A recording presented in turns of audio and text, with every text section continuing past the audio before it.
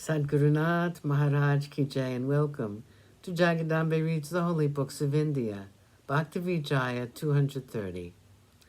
As you may remember, the Lord said to Lord Shiva the equivalent of, "What's Narsimeta doing here?"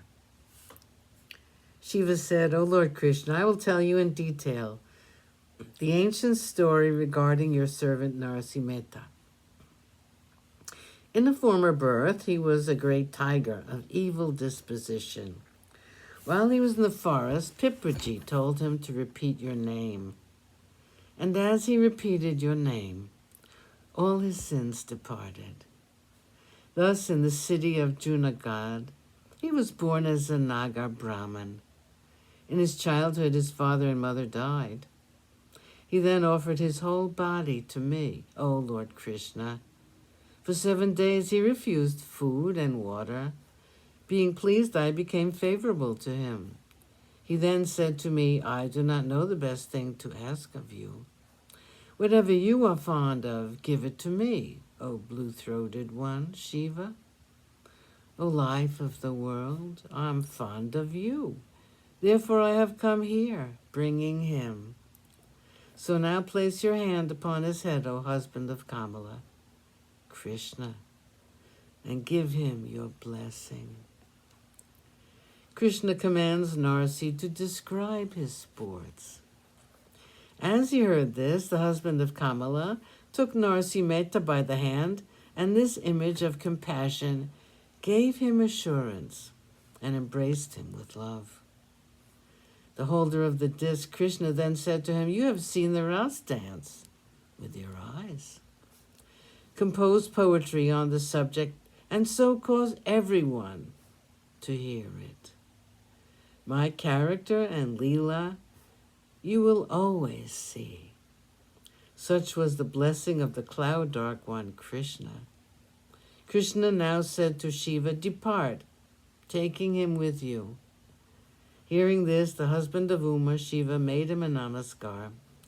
Giving him his assurance, he brought him, and by the action of his wish, he seated him in his temple and then retired to Kailasa. Staying in Shiva's temple, Narasimeta performed kirtans. Night and day he lovingly repeated the names of God. He sang of the Leela and nectar deeds of Krishna in his love and danced. He threw aside all shame and sang of the character of Sri Hari, just as Sri Krishna had performed in this dancing game. So Narasimeta wrote of it in his books. Even today, the people in that part of the country sing it. The language in which it is written is Gujarati. Narsi marries a Brahmin's daughter. In the preceding description, we found that Narasimeta had left his home and had gone sulking into the forest. His relations had seen him do this. Now in the forest there were cows feeding. Along with them were cowherds. They were always delighted to hear the kirtan of Narasimeta.